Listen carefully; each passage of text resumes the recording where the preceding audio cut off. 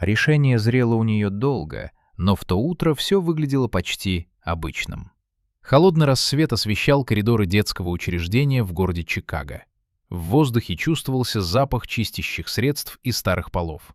Женщина по имени Эмили крепко держала за руку маленького сына Дэниела, словно боялась отпустить его раньше времени. Мальчику было всего 4 года, но он чувствовал тревогу, витавшую вокруг. В кабинете руководителя Эмили нервно перебирала бумаги, путалась в документах и повторяла слова о трудностях и безвыходном положении. Вскоре она поставила подпись, быстро поцеловала сына в голову и ушла, не обернувшись.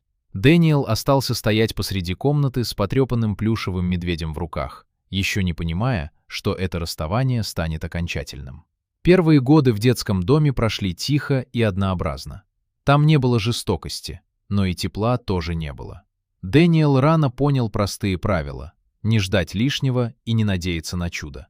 Он много читал, наблюдал за взрослыми и постепенно привык полагаться только на себя. Когда других детей забирали новые семьи, он искренне радовался за них, но внутри оставалась тихая пустота. Со временем учеба стала для него единственным способом доказать свою ценность. Он хорошо учился, выигрывал конкурсы, работал после уроков и копил деньги. К 18 годам Дэниел покинул учреждение с рюкзаком и папкой грамот, твердо решив никогда не возвращаться к прошлому. Годы прошли в напряженной работе и учебе. Он построил карьеру, привык к дисциплине и редко подпускал людей близко. Но воспоминания все равно иногда возвращались, и однажды он решил найти Эмили, чтобы закрыть для себя эту страницу жизни.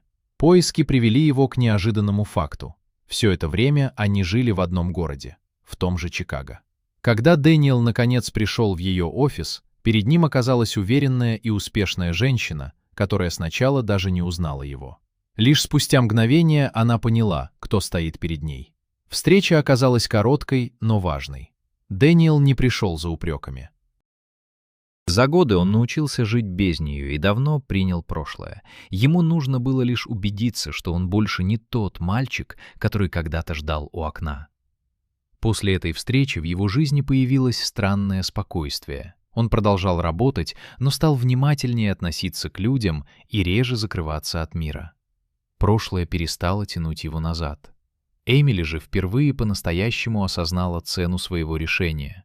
Ни успех, ни карьера не могли заполнить пустоту, которая осталась после того давнего утра. Со временем каждый из них пошел своей дорогой, но для Дэниела самое важное уже произошло.